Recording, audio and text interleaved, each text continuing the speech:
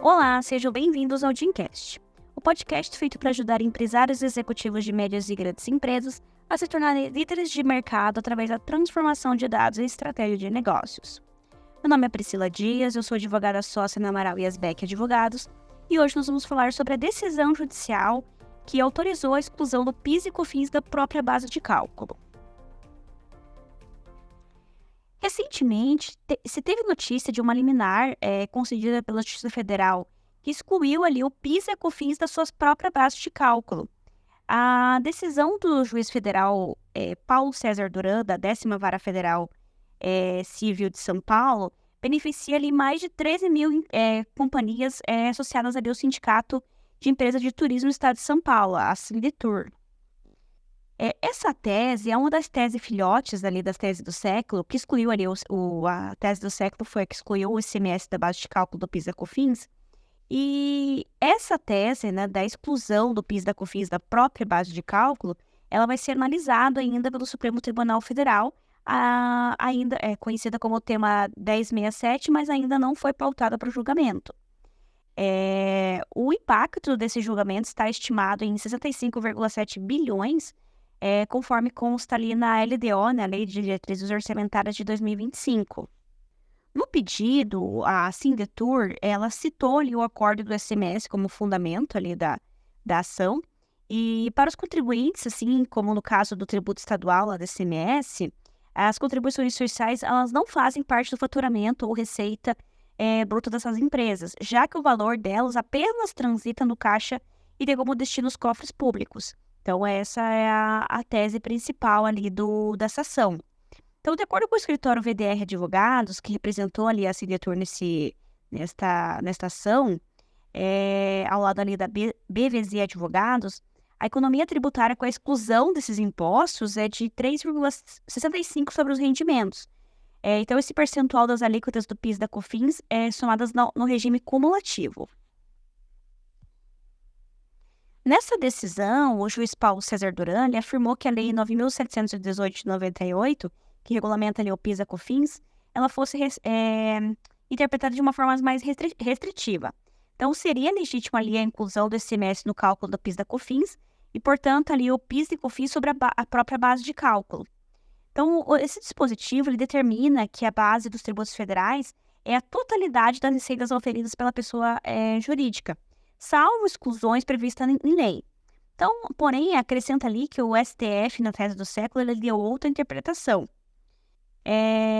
Por se falar ali na decisão dele, ele colocou ali, por se tratar de um ano fiscal, o valor corresponde ao ICMS não tem a natureza de faturamento, uma vez que não passa a integrar o patrimônio do alienante, quer de mercadoria, quer de serviço. E também ele acrescentou na decisão que, não obstante os julgados tenham tomado como base o ICMS, o mesmo entendimento aplica-se igualmente ali ao PIS e à COFINS, a similitude das exações das suas naturezas. Então, vale dizer que os tributos que apenas transitam na contabilidade da empresa, sem configurar acréscimo patrimonial. Então, esse processo que foi da liminar é o processo número 5017-166-31-2024, 4036100. É importante que as empresas analisem se encaixa na aplicação dessa tese para que ajuize a ação judicial para evitar correr o risco ali de modulação dos efeitos pelo STF, quando esse tema for julgado. A modulação ela restringe ali a aplicabilidade das decisões e ela tem sido muito usada no âmbito do tributário. Então, no caso da tese do século, por exemplo, a decisão favorável aos contribuintes só valeu para quem entrou com o processo antes da data do início do julgamento. Então, é importante estar atento a isso e ajuizar antes que ocorra esse julgamento. Então, novamente, ali é importante garantir que essas empresas ajuizem essa ação para ter uma vantagem competitiva tributária de grande relevância ali, que pode gerar uma economia, melhorar os fluxos de caixa da empresa. Então, vale a pena ali adotar essa estratégia de negócio, se for o caso da aplicação dessa tese para as empresas. A fórmula de cálculo, que inclui o próprio valor ali do PIS da COFINS como base, é algo absolutamente contrário ao conceito de faturamento previsto no direito comercial. Então, em razão da tese filhote, que foi retirada do ICMS da base de cálculo do PIS da COFINS, ser muito similar, existe ali uma expectativa positiva no julgamento a ser realizado pelo STF.